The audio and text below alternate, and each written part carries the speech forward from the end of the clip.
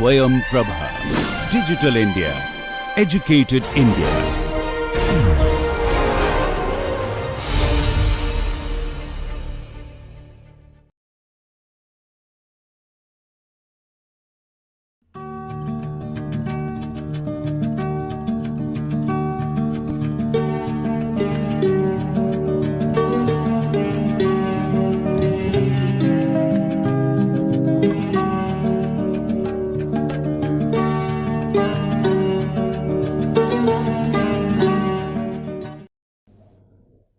Hello and namaste. Welcome back to the last module of Geographic Information System.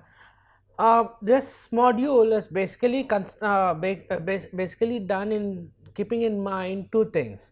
One is to make the users or the people like you to understand how well open source software is designed and how it actually compares with an proprietary software, and then to give you an kind of idea that how an open source standard is already being built and how India is actually becoming a greater game plan. I mean, it is having a greater strength in terms of developing an open source standard by itself, so that we can even share data among us and also keep the data in an open platform.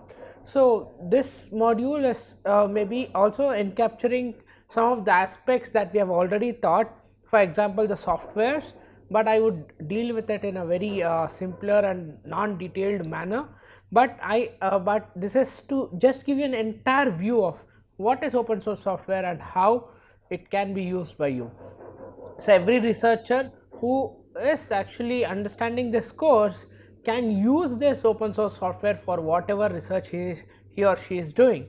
So they did not use any proprietary software, look at aspects that is really proprietary, sit behind only one specific tool, so they can develop their own science. That's what is the basic background of open source. So that is what I am trying to give you in this particular set of slides. This has nothing to do with GIS software, GIS as a software, but it is an overall thing for which includes GIS.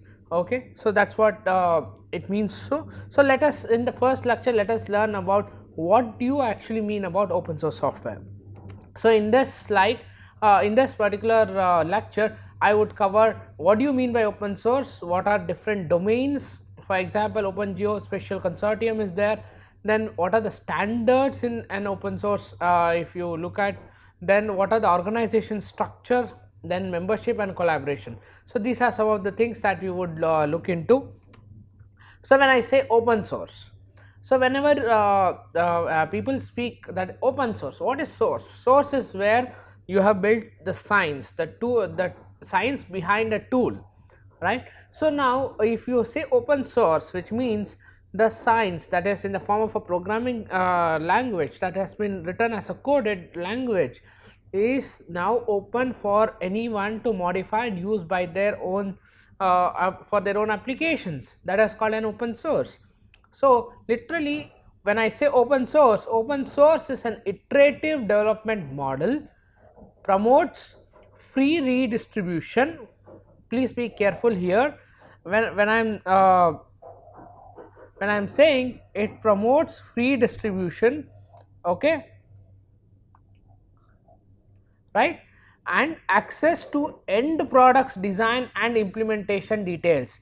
So now when I say free distribution is the code that would have been written by a developer who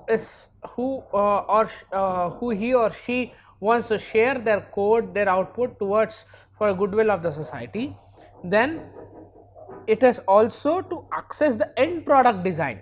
For example, there are many researchers who will be looking at the end product design. So they may not need the entire flow of the code, but the end product design is very essential. So how it is arrived at, so that is what matters. And most, as I said, how it is arrived at, the implementation details. All these three forms, if you can get it at no cost, then it is called an open source software, a source that is open to availability to everyone to modify, redistribute and use for good academic purposes, then or societal needs, then it is called an open source. So, when we define open source, we define it in terms of like this: it allows a free distribution of the software without license fee from the developer. Okay. So, please keep in mind, so it is someone says that it is free of cost. It is not free of cost, it is without licensing fee. Whatever you buy a software, whenever you buy a software, you are actually buying a licensing fee, but you are not paying for that software. The science behind the software is same as that as I said, open source software, but you are paying for the design and the way that software has been built for you. Okay. So, whichever field you take in today's scenario, you have an open source software which is capable of handling any kind of data, information, whatever is necessary for a researcher, and has every capability as that of an proprietary software. Now, when we say open source, it requires that source code could be distributed. As I said, it can be distributed with a software or otherwise made available for no more than the cost of distribution. So, sometimes, for example, there are open source software that have been developed. In the today's scenario, we have easy access to internet, so you just download it from the internet. But in the previous days, when there was thing that the internet was so not sufficiently available to everyone at every nook and corner of the country, what people used to do is that they used to charge a small distribution fee, very less. Okay. For example, if you want a Linux distribution, for example, Ubuntu started with a small distribution fee, so that when it reaches to you, it is it reaches to you in a more easier and more probabilistically in a better way. So, in that case, they used to charge what are such parcel charges that can be done. It is not a development charge or the licensing fees, but only the cost for it to travel from its headquarters to your home or your office. So, that is what can be used. Okay, but in today's scenario, you have internet access at least 90% of the India's nook and corner. So, at this point of time, everything is easily downloadable from the World Wide Web. Okay. So, it allows anyone to modify a software. So, keep this in mind, this is very important, because for example, if there is a particular open source software, it is in case, let us say that someone wants to build his or own platform the way he wants or she wants to showcase her work or her research impacts. So, it will help them to modify such software or to derive other softwares from it. So, that is very essential. Whenever you are researching, the people ask for you for an end product, either on the ground or a product that is evolved over a period of time. So, open source software helps in modifying this kind of information, and it helps you. I mean, whenever you want to develop a tool, if you have an open source, it is actually an easy scratch. You start with something that has been built over a period of time, tested by various huge number of pool of users, then you will take it forward, you will test your own code, you will test your own method of analysis, then put it out to the entire community, where community tests it, and there is a huge pool of open source community where everyone tests it and gives you meaningful results, or maybe a critic. So, once you have a critic, you will keep on improving. That is how you build an software in terms of the best available softwares. That is how people have been doing all these years. And to redistribute the modified software under same terms, the only thing is that whenever you are using an open source software and modifying its code, you have to redistribute in the terms of the same terms as per the author who has built this particular software. You cannot use your own terms, you cannot use it for your commercial gains. Okay, it has to be only in the terms of what the developer has tried to do. Now, coming back to open source has different licensing distribution model. Whenever we are looking at this, yeah, it is actually similar to your commercial software and also different from your commercial software. Okay, licensing, the way we look at licenses is similar to the commercial software, but it is different in terms of whatever the monetary requirements are required for buying a licensing software. So users need to understand the restriction and obligation. Please keep this in mind whenever you are downloading any open source software. Please read the agreement and the restrictions and obligations carefully. Okay, why? There is nothing offensive that would have been put here, but it tells you the terms that in case you modify it, how do you redistribute or how you can actually use the same thing for your research. So it is a good practice that always whenever you use certain things, it is good to acknowledge that you have used it. Okay, so so that the author who has actually developed it will really get the credit. Okay, so like that, there are certain things that you have to look at in the entire what are the obligations and restrictions are there. There are many kinds of open source softwares, soft licensing models. For example, the very well known as the GNU General Public License. Okay, this is very well known and mostly used in many platforms and across many softwares. There is something called as GNU Lesser General Public License. Okay, there is BSD, MIT and Apache license. So Apache is one of those licenses which is widely being used now also. Then you have Mozilla, you have IBM, Apple and Sun, who have their own licensing models. Okay, now let's look at some of those licenses, because when you are actually going through any of these softwares, the first thing that you will get is what kind of licensing their model they are actually putting up to. The first model that we would consider today is a GNU General Public License. So when I say a GNU General Public License, it grants a right to copy, modify and distribute. Copy, modify and distribute. So requires the source code be available to future licenses. Okay, so for example, there is someone who has built this particular software. Okay, so he or she is sharing it over the web. So you take that software, you modify it, but the same license continues to be overheld, and when you actually put it out to anyone, the same licensing effect will come. That is what is called a GNU model. Okay, GNU public license model. It's a publicly available license. Then it disclaims any warranties. Okay, no warranties applicable. Then may blow up whenever you are looking at patents. So there are people who have there are ways of looking at patent. You need to have patent, you don't need to have patent, but when you are looking at a public good, so it is it's easier for a researcher to always try to share the thing so that other researcher is benefited and maybe it reaches the society at the end. So it help us in the patent assertion in a longer goal.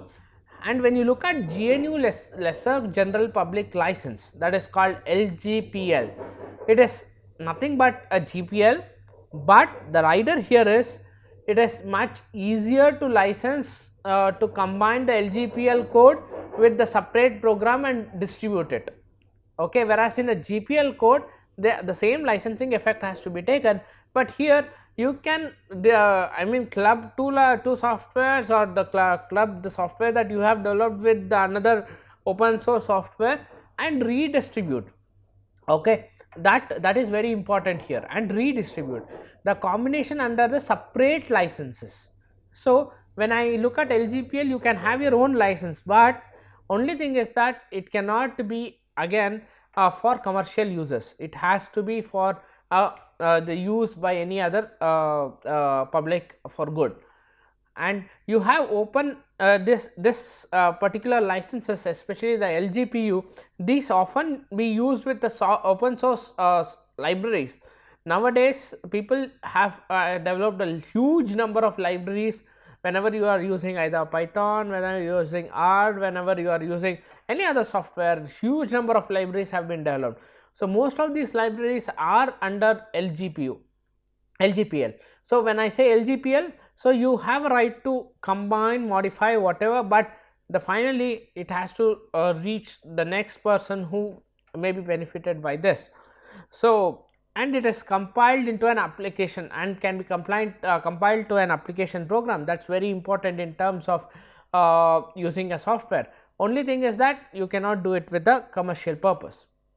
The third one is you have a BSD MIT Apache a style license. So this style license is a bit complicated than both of the previous ones. So these are more pervasive license. It needs more ways of looking at that particular licensing needs.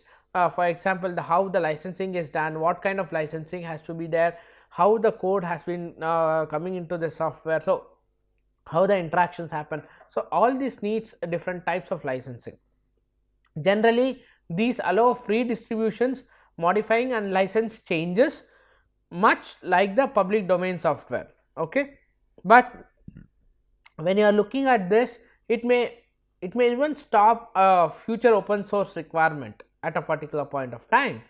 The source can be closed so that it may not be modified. So there is no requirement of taking it forward, unlike the LGPL.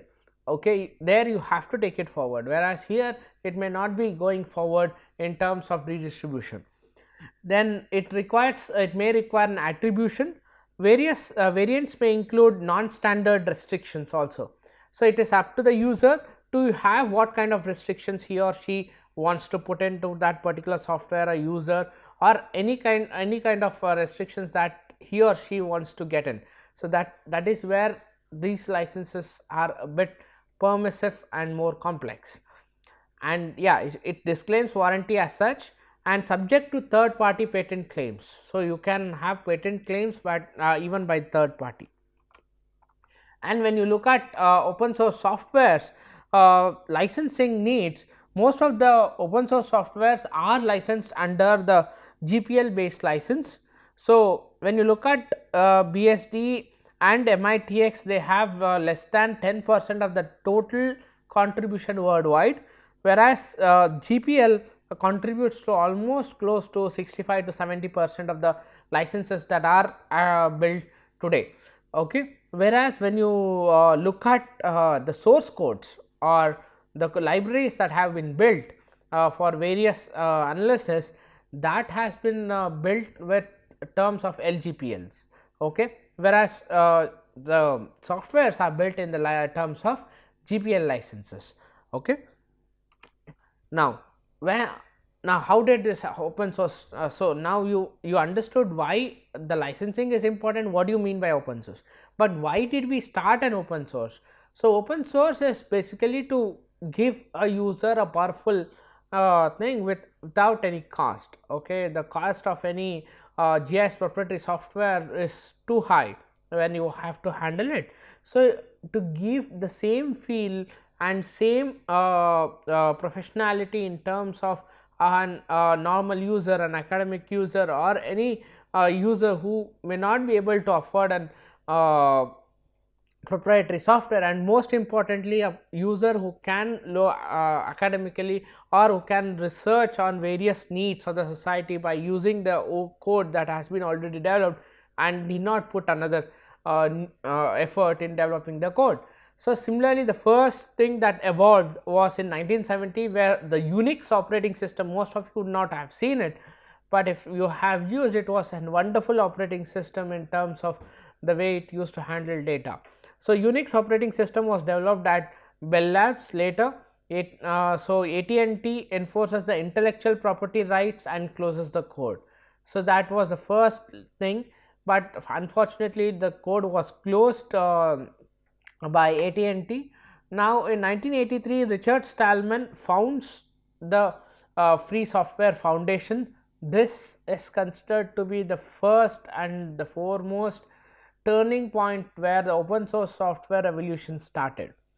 Okay, then we had Linus Torvalds. This is the first version of the Linux, and today if you see, at least most of the servers, 99% of the servers in the world are with the Linux operating system. Okay, most of them do not use a Windows software, okay, Windows or any other kind of software, it is mostly Linux.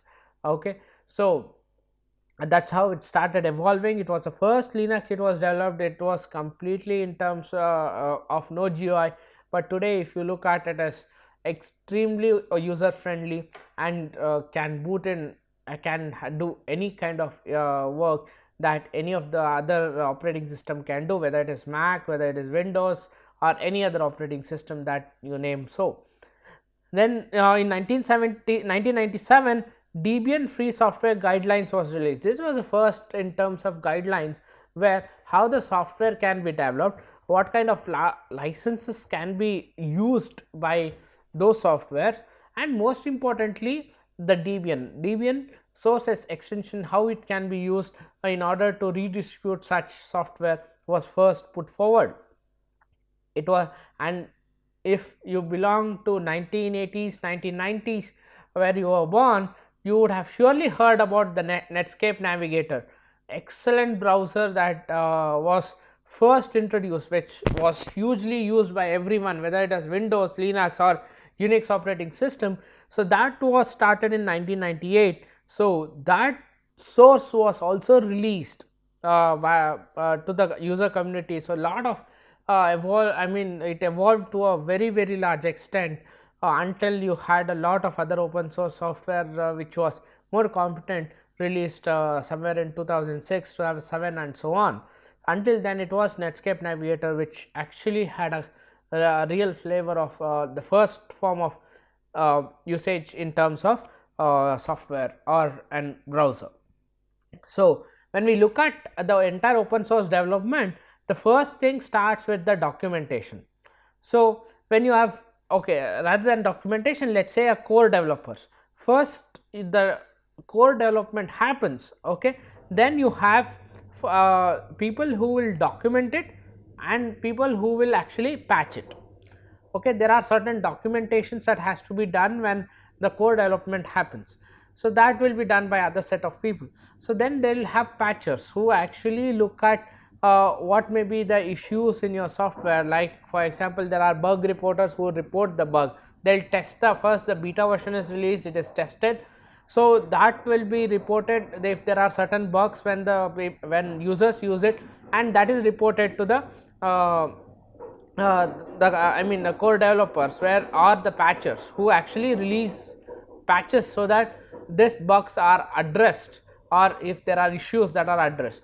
Then once it is addressed, you have also a stable releases, which means to say that's the newer version. If you have used Firefox, Chrome, etc., maybe every 15 days or 30 days you get a new version of the Chrome. It means to say that there are bug reporters who are reporting the bugs in that particular version, then there are patchers who are actually patching it. So once the patching is, either the patches are released directly or it is evolved into a newer version where the maintenance happens. So you will have the newer version of your browser installed in maybe in 30 days or 15 days. So that's where the entire maintenance of an open source software development happens. Then finally at the end is the user. Okay, outside this particular development circle is the user, where the user uses it, he or she may also have critic about it or may give bug reporting. So it may be user who also normally reports a bug.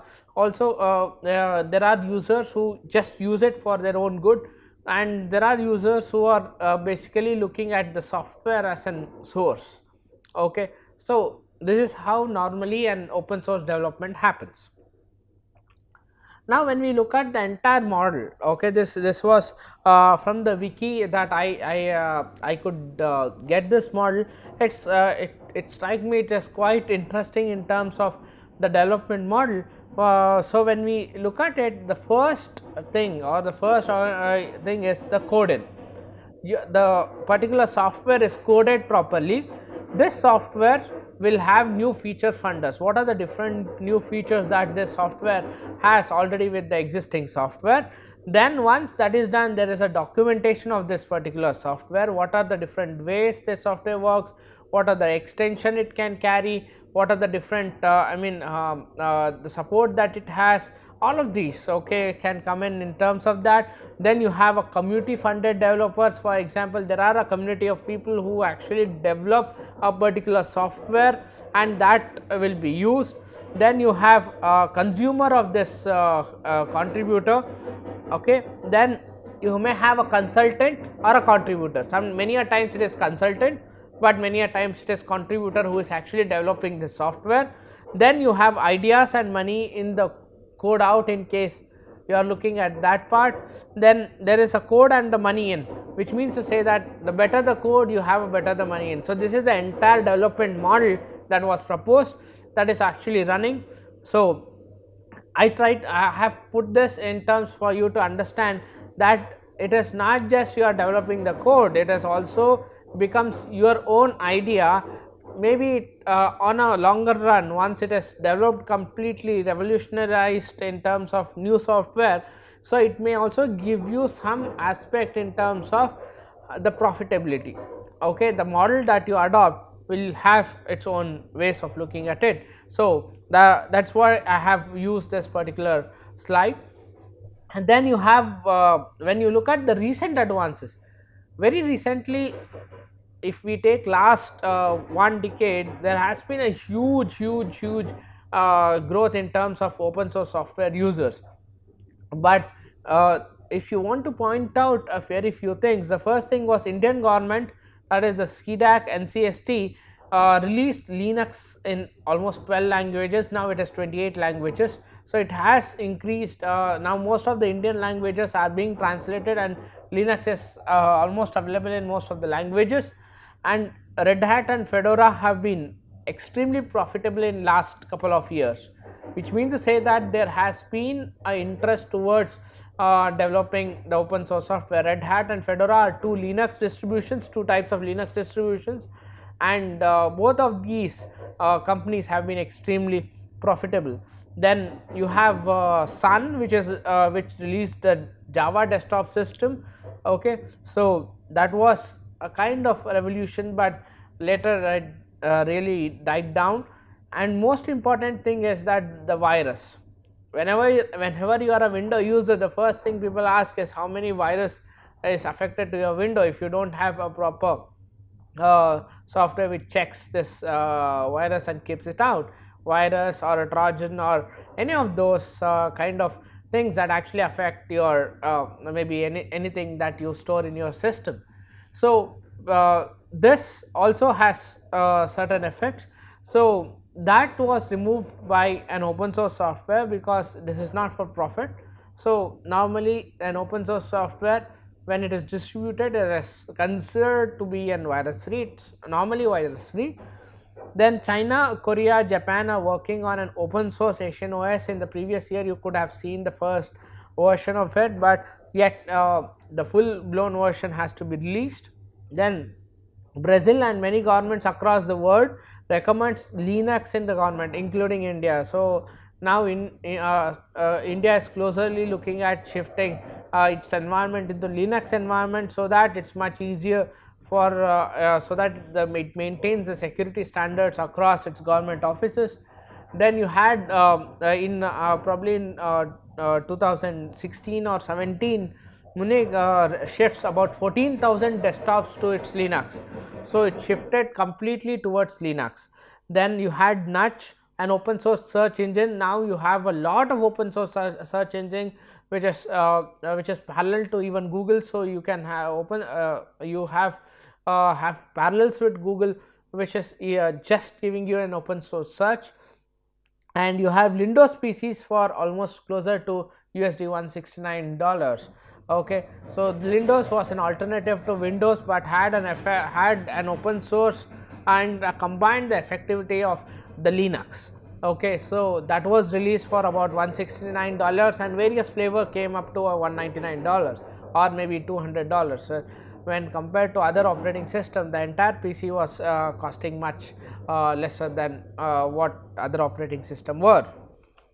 Then when you look at top developers, so first we have a community of users which is actually smaller for any software, open source software, but there are corporate developers who are also developing an open source software for their users.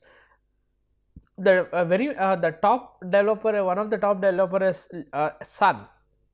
Sun by default uses Linux, supports some open source development efforts, for example Forte IDE for Java and the Mozilla web browser is from Sun. So when you are looking at such things, you can see that there are corporate developers who are actually developing it for their own good, and the community good, and the similar if it is taken to the user, if the interest is shown, so it can be much useful for any development of the society.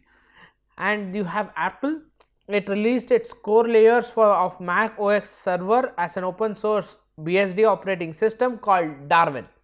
Okay, open sourcing the QuickTime streaming service. So now the QuickTime streaming service is open source service, and the OpenPlay network gaming toolkit also is available with the Mac OS X. So with this, Apple has started with providing an open source. Normally Apple is considered to be very proprietary in terms of whatever software terms it develops or the hardware it develops, but it has come out with, after Mac OS X, it is trying to open it up so that open source is available to the user, and maybe it can be developed in a much better way. Then you have IBM, which uses and develops Apache, very well known server, and Linux also in that is called as and created the secure mailer. So if you have used secure mailer, it is quite very good, and created the software on AlphaWorks. Okay, so these are some of those open source things that you can come across in your, if you are looking at various sources. Then you have Red Hat software, Fedora, Ubuntu, SUSE, Mint, Debian, CentOS. So all of these are Linux vendors, okay, Linux operating system vendors. Then you have ActiveState, which develops and sells professional tools for Perl, Python, and TCL/TK developers. So all of these are actually in the open source domain. So these are the commercial players, big commercial players in fact, who are looking at the open source domain. And we will look at open source software systems, basically operating systems. So the best thing that you can come to your mind always, and if you have started using open source operating system somewhere in 2008 2009, it was Red Hat. So everyone started with Red Hat and Fedora. Fedora was one extremely very good operating system in terms of whatever the academic needs are there, it's easier as an environment, whereas Red Hat had a flexibility to work with various tools and maybe developing also as a developing tool. And you had later, it was with the advent of Ubuntu, Linux saw a huge growth in terms of people using an open source software. Then Linux meant, and now it is CentOS, which is actually powering a lot of systems. So both Ubuntu and CentOS have been very capable into getting into deeper markets in terms of how open source softwares are used. When you look at other things, it is FreeBSD, OpenBSD, NetBSD. So these are the BSDs that are all based on Berkeley system distribution of Unix, developed at the University of California, Berkeley. So this has usage, but it's quite not as par with the Linux usages that are already there. So another BSD based open source project is Darwin, which I have already spoke, and it is the base of Apple Mac OS X. So Mac OS X uses it. So as I said, after Mac OS X, it is this BSD under this BSD license, they have been putting forward some of their own softwares for the public good. And to give you just an feel of what are the different Linux that is available today, you can see that you have an Ubuntu, you have Fedora, you have Red Hat, you have CentOS, you have NetBSD. So if in case you guys are really interested, it's very easy to even install it. Probably if you just browse in some of your YouTube videos, you will be able to see all of these software. So, and you can download it and install it wherever you need, and probably this is the best thing that you can do with your maybe if you are an academician or an student, doctoral student or a master student, it's easier for you to look at the code, develop the code, and also use as an operating system. Much easier, much lightweight, and more professional. And when you look at programming tools, you have PHP. PHP is a very popular engine behind the live content on the World Wide Web. So, this is normally very widely used in terms of programming tool. Then you have programming languages, Python, Perl, TCL/TK. TCL/TK powers the best GIS softwares in terms of raster operations. Whereas when you are looking at Python today, it has an extremely good programming language, both for GIS, for even for image processing, or even for any other activity that you are trying to look at. Python is capable of looking at every research activity that you can think of.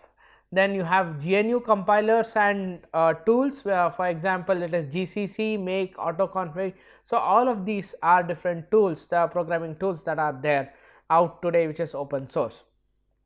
And when we look at the softwares, OpenOffice is one of those softwares which probably every one of you have to look at. OpenOffice is equivalent to your Microsoft Office, where OpenOffice also has Word, it also has Excel sheets, it also has graphics, it also has databases which you can use. It can do anything that a Microsoft Office can do, okay, but only thing is that it is free and open source, okay. And as we compare, it is available in all the languages that even your Microsoft Office is available, stores all your data in an international open standard format, okay. It is a ODF format, .odf. You can also save in .doc or .docs, so that's also there. Any extension it actually supports, stores all, then reads and writes from other open office software, whether it is MS Office, Kingsoft. It can read from all of these extensions and also store at all of these extensions. And most importantly, it is available free of charge for any purposes. So, I would suggest, if in some case, if you guys are interested, please look at OpenOffice as one software which you can look at. Other one is NeoOffice. NeoOffice is also similar to OpenOffice, but OpenOffice is much I would say user friendly and more stronger in terms of handling anything that is thrown at it, okay. So, NeoOffice is another one, so which can be used. It is this has an application towards Mac OS X specs basically, but I would suggest an OpenOffice in terms in replacement with the NeoOffice, okay. So, then the last one is Opals, where it is an open source automated library system. When I say an open source operated library system, it is a comparatively developed web based open source program that is actually providing an internet access to information databases and library collections. So, I have given some of the catalogs here, so you can even look at those catalogs. It is quite helpful if someone is trying to develop this in a bigger context. There is OpenBiblio. This gives you an easy to use an automated library system written in basically in PHP, so you do not need to rewrite the entire library system that is containing the OPAC, okay.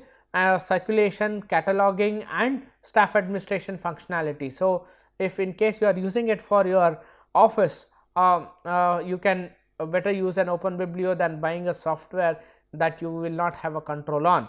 OpenBiblio library administration offers an intuitive interface with broad category tabs and sidebars, so that you can even customize the way you need, okay. So, that is much easier and more friendly to you in terms of maintenance.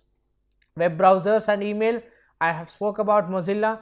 Then you have Firefox, you have Thunderbird. Thunderbird is extremely good in terms of handling most of your email, the communications that you can have.